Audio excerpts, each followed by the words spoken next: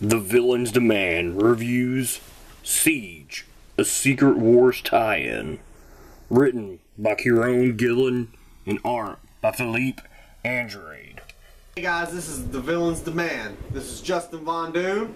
This is Evan the Great, and I'm HeroMan. We'll be covering the offshoot from Secret Wars, Siege. And you're really pumped on doing that one. It's my favorite one out of the ones we're reviewing. He's a hero too. Siege starts off, for one, it's nothing like the original story at all. Starts off on the shield, which blocks off the Deadlands from the rest of Battleworld. The Deadlands are full of annihilation bugs, Ultron drones, and basically the Marvel zombies. It's ran by Abigail Brand, who's been running it after the death of Nick Fury, who took off apparently into the Deadlands and never come back. You go to find out that they've been sending in what they call Hell Rangers into there, and the last group that went in was with Magic. Magic disappeared. And then all of a sudden one day on the shield wall, Kang shows up. This entire time you haven't seen Kang into any of the series until now. Well, sitting there talking to one of the Cyclopses from the Endless Summers, which we will touch on that because that's hilarious. Kang comes through time to give them a warning that the shield will fall in 20 days. So they're freaking out. And, you know, for them it's nothing unusual for the shield to be attacked. But for it to fall is a big story because they know they'll overrun Battleworld. So it goes through the next couple days. It goes through days of battles and whatnot. Just basically leading up to where the wall's going to fall. And then Thanos shows up. Thanos is talking to them about, you know, the world in general, Battleworld, the Deadlands. Freely lets them capture him. They put him in a cell. They leave him, and it's exactly what he wants, as in what Evan the Great likes to say, Thanos likes using people as pawns. Then, the greatest part of the shield is actually Ben Grimm, aka the Thing. That's what Thanos wanted. He begins to talk to Grimm about if he thinks that God Doom is false. As we all know, Thing and Doom have tangled plenty of times. He's a member of the Fantastic Four. It's basically trying to get him to realize that, hey, the world you live in is false. This is torture by Doom. You don't have to do this anymore. So, the big attack on the wall, the shield starts, and Leonardo from the S.H.I.E.L.D. series that you've been learning, where S.H.I.E.L.D.'s been around since like the Renaissance, has an enlightenment gun. The Thing realizes that he needs to be shot with it to become enlightened, to actually feel if this being Thanos, that none of them know, is right. Come to find out, he is right. At that time, the Thing, in the most massive form that you've ever seen of him, stands up and heads towards Castle Doom.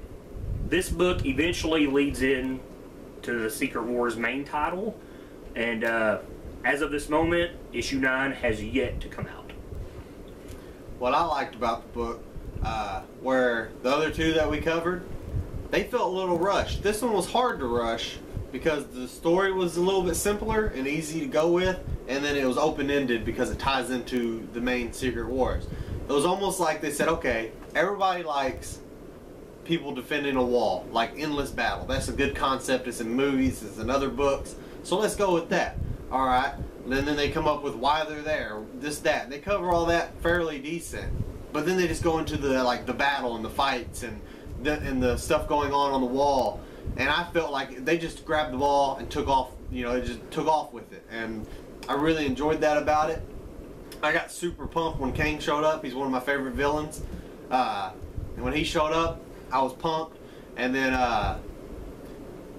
Fury comes back, but he's the Fury. I kill superheroes. Just this all-powerful monster like zombie, and I really enjoyed that part of it. We'll touch more on it though, and then of course, like we said earlier, when Thanos shows up, the book just gets better. And same thing here. Thanos shows up, the plot starts opening, and yes, I like the book. And obviously. And the plot starts opening. Thanos starts using people as pawns. You get to see the full extent of Ben Grimm's power, which I thought was so cool. The fact that he can travel through the ground, he is the wall, he can be anywhere on it at once.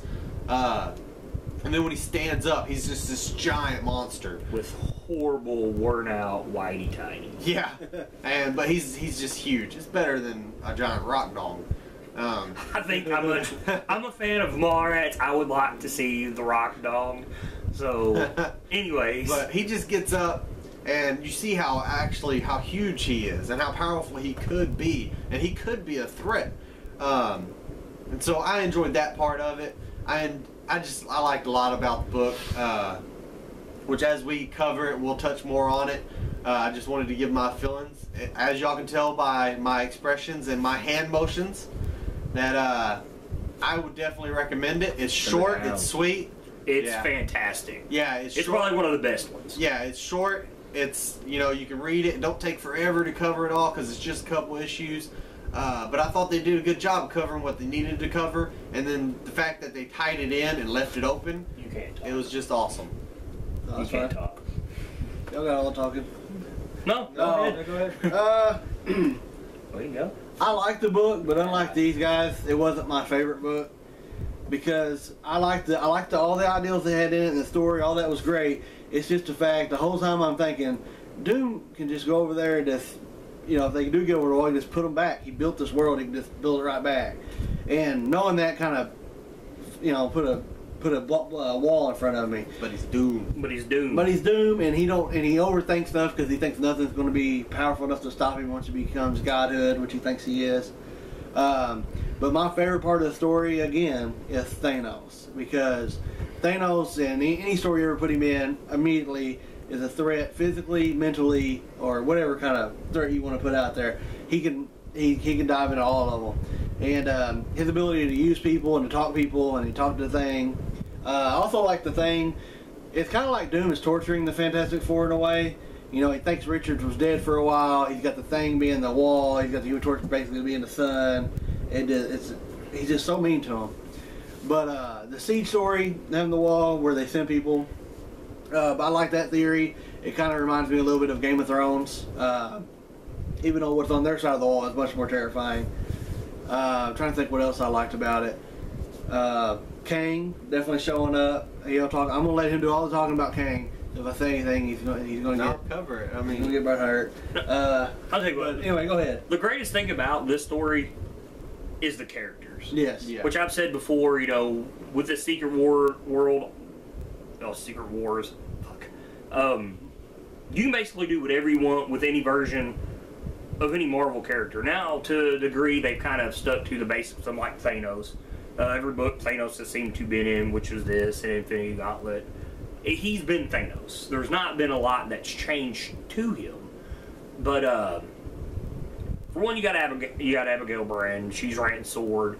She's basically the same. And then you get Cyclops. A whole army of Cyclops, which is called the Endless Summer, which is a clone army built by Sinister that was his donations to the Shield. Because throughout Battleword, everybody's got to make donations to the Shield to protect it from the Deadlands. Then you've got Miss America. Is that what it is? Miss America? Mm-hmm. Exuberant young teen, full of spice. She's got that pizzazz to her, ass-kicking style. Then you've got Magic, who shows up later in the book. She's been lost almost through the entire book, who's the lover of Leah of Hell. Now, I don't know if you guys picked up on this. I assume that she's a version of Hela. That's what I thought. Because Leah, you mix around letters, you get Hela. She's of Hell, as in the Asgardian Hell. Mm-hmm. And I thought that was really neat because now here's another character that you've not seen in any book. And when all this started, one of my main things was, where was Asgard? Well, here's a character from Asgard. You've got the Thor corpse running around, and now you finally get to see a version of Hela.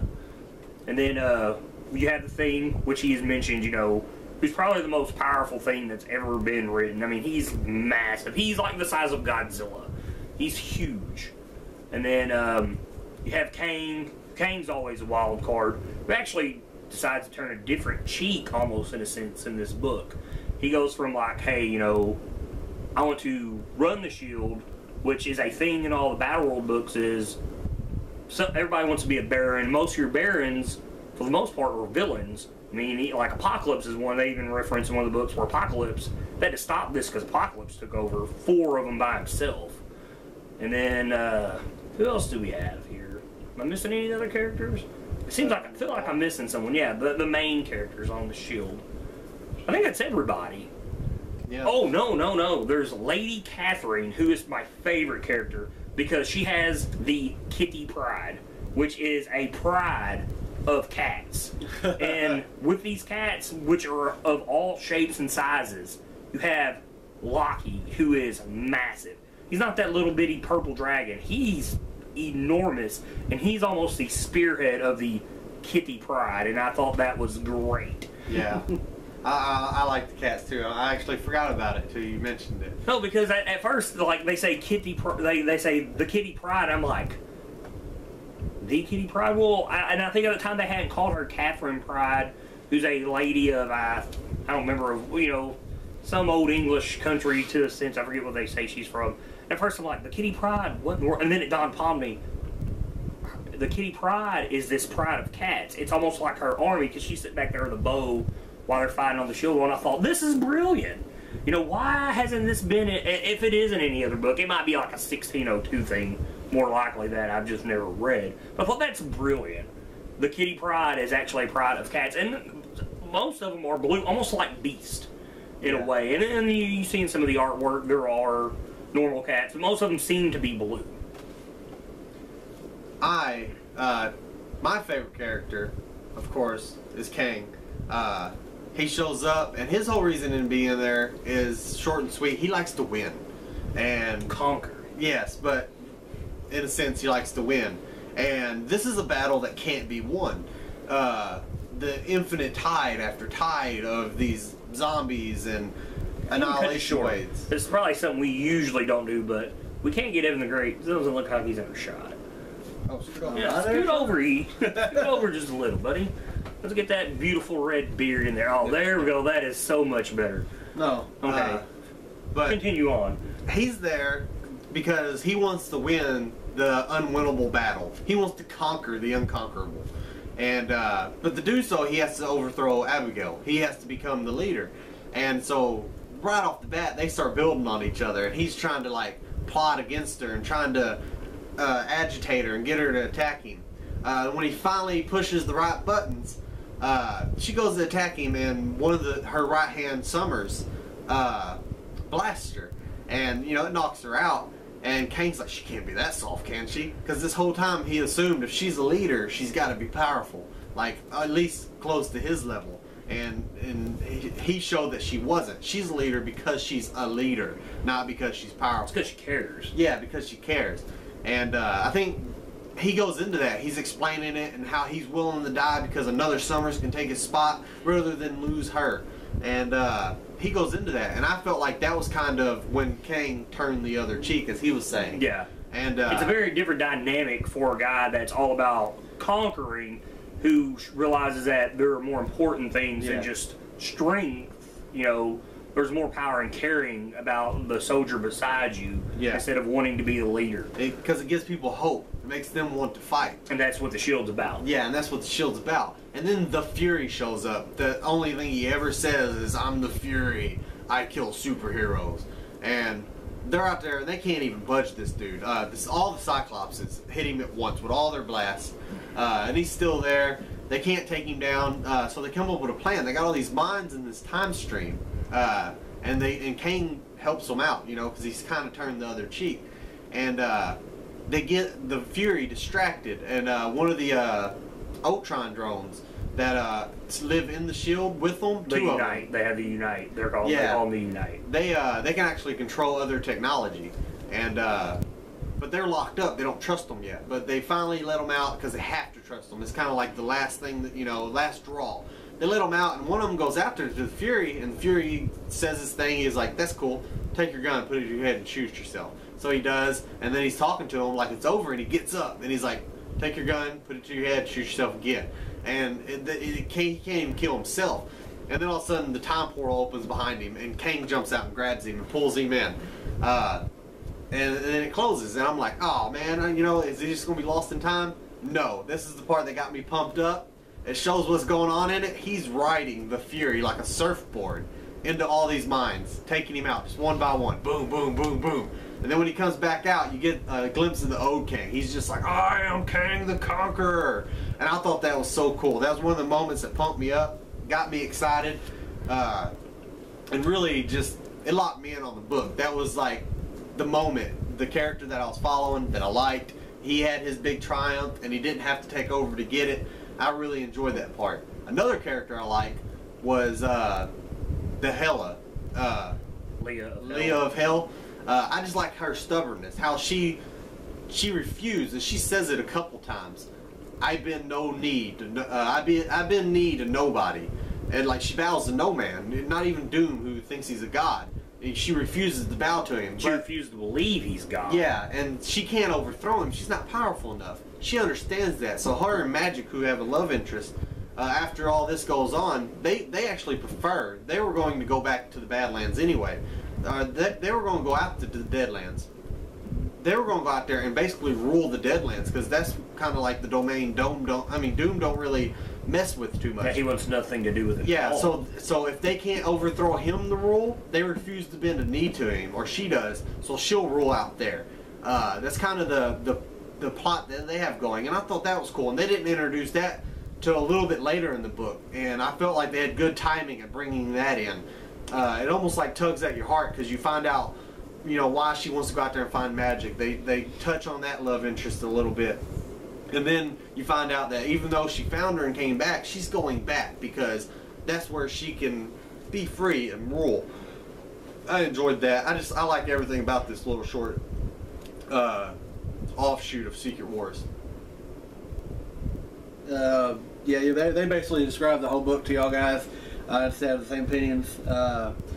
The only thing that I kind of piques my interest is all these books, you know, all the books that we're covering, is like every time Thanos shows up, I want to try to start putting a pattern together, because I feel that he plays a big part in this Secret War. He does. And all these miniseries and all these things he's going on, and I've got to follow the trail that he's leaving us. Now, speaking of Thanos, we've covered Infinity Gauntlet, the Secret Wars tie-in, where in that story he's trying to recover the gauntlet, and in the end of that story you presume he's dead. Anwin, I think that's what her name is, the young black girl who's from the Nova, takes the gauntlet. Reality stone's all she got. She creates the Death Stone, gives it to him, making him think it's a reality gem, and it kills him. So you presume he's dead. Now, we're not unsure, and if someone of you guys out there that's watching this knows, we don't even know if this is that Thanos. I'm assuming that it's not, because you have seen multiple versions of every character out there. But this Thanos, if I'm right, has Infinity Gauntlet on, right? When he's there. It looked like it looked like he had it. So at this time, we don't know if it's that Thanos, but he references that he's manipulated the Deadlands to go towards a shield, almost in a way to manipulate the Thing to go with him. Mm-hmm. And he mentions New Xander, which is where the Annihilation Wave it came from. And so at the time, we don't know if it's the same Thanos. I don't believe it's the same Thanos at all. But as Evan said, he is definitely playing a bigger part into this story. Another part, which Evan the Great brought up earlier, Doom can just wave his hand and send all these zombie, cyborg, Annihilation Wave all back out there into the Deadlands and recreate the wall. He's did it. They talk about it. It actually plays a huge part in Abigail's past. Yeah. She actually wanted to come to the wall because she wanted to prevent what happened when she was a kid. The wall failed, and this endless wave after wave actually destroyed that whole part of Doom's world, all the way till they almost made it to Doom's castle, and Castle Doom, and then he just waved his hand, and they're all back, and the wall's back up, and let's start over. That's actually the point of why he puts people on the wall. That is your punishment. If you have to fight every single day, and you have to fight this endless wave. You know, when you wake up to the moment you go to bed, you're fighting for your life, but you're not just fighting for your life. You're fighting for millions of people that live behind the wall that can't protect themselves. you're fighting to save them. If you fail, their death, all their deaths, is on you. And, you know, these people have conscience, and so that's all on them. And that plays a huge role in Abigail, because when she was a kid, she was like the only survivor of the first wave that came through. So once she grew up, she wanted to be on the wall, and she eventually got put on the wall. She got to lead it. I thought that was a good tie-in with her about why it means so much, why she cares, and how she's able to get all these people who are, in a sense, more powerful than her to follow her, because she has the most in to do with the wall, or the shield. It's intertwined with her story more than it is anybody's, because she lost everything because it did fail, and you know, it's her last wish and her only wish that it never fails again. And I thought that was an awesome part of the story that they touch on, and then they follow and they touch on to the end. So it's not just one of them one shots where they're like, bam, this is why, now let's forget about it. You know, it plays an ongoing part to this series, and I thought they did a really good job with that. Speaking of, you know, where you're talking about throw it, you know, he could just recreate it. And I think the biggest part and the coolest part of the book is the Deadlands itself. This book ties into the finale eventually with, you know, the Thing going towards Doom's castle, but the Deadlands itself are also tied in from other books. For one, there's these double splash pages of beautiful battle scenes, and that's what's great about this book is you don't get 2 or 3 pages of fight, you get one big splash page, and usually it's something different. At one time, they even refer to Hank McCoy, who had went out, and then you see this big, almost Annihilation-looking bug that has blue hair from it here and there. And I don't know if you got all that, but I assumed that was Hank McCoy. Yeah. Well, you read like Marvel Zombies versus Age of Ultron. Ultron makes a pact with the zombies to merge themselves, and you see that in this book as you see parts where the zombies have merged with the Ultron Perfection, as it's called, to become more powerful to try to take over the wall, because that's all everybody in the Deadlands wants, is to get past the wall. And like I said, it also ties into other books like Miss America being there. She is from the A-Force book. In the beginning of that book, she is sent here, and this is the next time you see her. I can't remember what she does to break Doom's rules. I'm sure it's probably going to crossing the border, because that's usually what it is. But she is sent here, and like you said, you read that book, you can tell what it means by the punishment of Doom, because a lot of people on the A-Force are outraged that she's even thrown here. They're mad. She-Hulk is a Baron there. They're even mad at her. And to what he's talking about being punishment here, read, just if you don't want to read A-Force, it's number 1. We'll show you the punishment of Doom to get sent to the wall. And that's what's great about this book. This book has so many tie-ins from other books. And one thing I thought about when you started talking about Kang and talking about punishment, why was Kang sent here? He wasn't. He chose to go. Did he? Oh, that's right. Yeah, because he wanted to conquer. That's right. My bad. Sorry. Yeah, and to add to what they said about Kang, I like the fact that Kang is always going from one time to another. He time travels to find areas that he believes that he can conquer them and get the most out of it. And then you got a Kang like that comes here, and then he totally has a turn. Go ahead. Yeah, he totally has a turn on I don't want to say life, but the way that he handles things. He has a different outlook. Yeah. And he almost becomes I wouldn't call him a hero, but he almost becomes I guess a semi-hero. To get what he wants, he does what needs to be done, and it's actually helping somebody else out. Oh, also, I hate to jump back and forth, but also when I was talking about the zombies, you know, they also reference how Hank Pym went out there. And then all of a sudden, these Ultron zombies, even towards the end of the book, they're huge. And it's because of Pym particles. And like I said, all this stuff almost keeps tying back to something that's going on. Like I said, in you read Marvel Zombies Age of Ultron, there's a little spot in the middle of all the Deadlands where it's Vision, Wonder Man, I forget who else, but it's all tied to a bunch of the stuff that's going on where Ultron is trying to get into that. And like I said, a lot of that stuff plays into if you read into the splash pages of the battle, you can see where a lot of that plays into it. Like we were talking about, this book, I would probably say this is my favorite book from all the Secret War stuff, all the tie-ins, because it really fits into a lot of the tie-in books and the main title. And like I said, I don't think I could stop talking about this. Like what we were talking about in our Civil War review, where that book would have been better if they would have like elaborated on a bunch of stuff, made it bigger. I would really like seeing a lot more go on to the shield, because the shield is long, and this is just a section of it. And to see what would go on throughout the book, like I said, I think to elaborate on this book and make it longer would actually be really interesting. I'm gonna touch on a couple of the small things that they showed in the comics, in the pages, that I thought were really cool. That wasn't a big part of it, but I just thought was cool. Like Michelangelo and Leonardo are merged. I was getting to that. Yeah, the Tribunium Man or whatever they want to call it. Yeah, and they're merged. And I didn't know who it was when I was first reading it.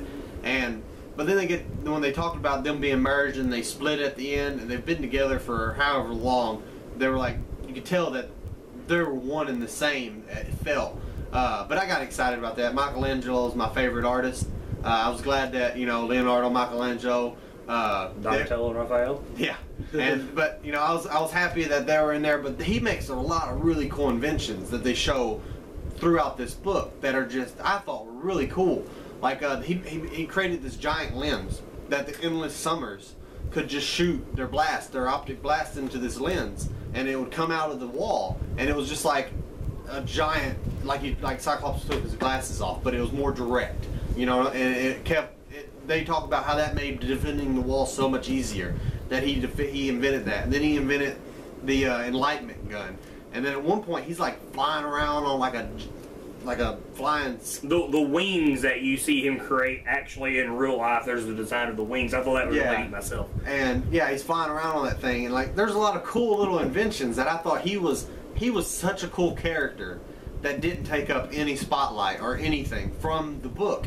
It was like they plugged him in, and he just made every page he was on better, because he didn't have to be the spotlight. He didn't need all that. He just needed a little bit. You got to see his little inventions, the little side bubbles that you read about him, just different stuff. I really enjoyed his inventions, the stuff he brought to the wall, and then I liked how when they hit Ben Grimm with the Enlightenment gun, it took all their energy. It split them. Yeah, the Enlightenment gun is actually, the power from it is drawn from them. And I thought that was cool. That's actually its power source. And it took everything they had to generate that much power to enlighten Ben to see the truth about what Thanos was saying with Doom being a false god. And it split them. And when they split, Michelangelo was just his soul. So once they split, that was the final split. And that was kind of like watching two best friends saying goodbye for the last time. And I enjoyed that too. They got a lot of little moments with this, with Leonardo and Michelangelo in this book that just fit so perfect. I'm glad you brought that up, because, like I said, the cast, just in general for this book, is amazing. I think it's probably the best casting, characters chosen for any of these Siege books. Because I'm glad you brought him up. I was just about to get into him, because when they first started this whole S.H.I.E.L.D. thing, where they created S.H.I.E.L.D. back at the Renaissance, and they had got Galactus away from the Earth for the first time. At first I didn't realize that was him, and then honestly, he was probably the greatest person they could have put in this book, just for the reasons that you had said. And it was a different spin on what you were usually getting. Like, in a way, he's like the Reed Richards of this team. Yeah. And you've got where this whole war that's been going on the S.H.I.E.L.D. is all, strength in numbers, power, boom, boom, boom, boom. Where he takes it from a different point of view. He's like, science. Like, when they hit with the Enlightenment gun, it's so awesome because, what's the Wolverine zombie say? He says, I'm a contradiction. We should lay down. And then, you're like, what in the world? And it's so funny because, in a sense, it's like he doesn't want to kill them. It's just like, as long as we can repel them, that's all we need. And just bringing him to this book, I think just made the story just that much better. And what's bad about the book, and in a sense, what's also good about the book, is the ending. Because when the Thing gets up and leaves, you know shit's about to hit the fan. Because it's Summers, and I think Kang's there, and Abigail, and they're looking, and it's all these pin particle enlarged robots that are zombies, and you know that, well, what she wanted is not happening. She's failed. And it's very, very sad because they make you love these characters so much in such a short amount of time that you hate to see this book end like this. It's very, very tragic. And it almost brought a tear to my eye. Because falling in love with characters that quickly is almost impossible in comics. Because, you know, comics are based on volumes. You learn to feel for a character over so many issues, and this book accomplished it in 5. Yeah, they intertwine the story with Abigail so well, and that's why you fall into that character so easy. I mean, even with that and Kang, like I said, you always know Kang to be this murderous conqueror who do whatever he can to get what he wants. All of a sudden, he turns a different leaf. And Scott even says something. When she's like this towards you, she cares. Because she's not always like this with anyone. And, even after this book, you can see where they might actually be lovers to a sense. And it's very sad to see the book end like that. One more cool thing that I wanted to touch on was the giant Colossus wolf dog thing that Magic and them came Yeah, I know, that was so awesome. And to touch on that, I don't know if you guys noticed this, which I'll post this to Twitter. Like, it's tearing into these zombies, right? There's a zombie, and it almost looks like he's tweeting. He has an iPhone in his hand. I didn't know. I will put that on our Twitter account. Check that out. Because it's so funny, because he's almost like, I just took a selfie, I'm going into battle, and he's almost got like a funny expression. And the guy that did that page, each artist did a different double page.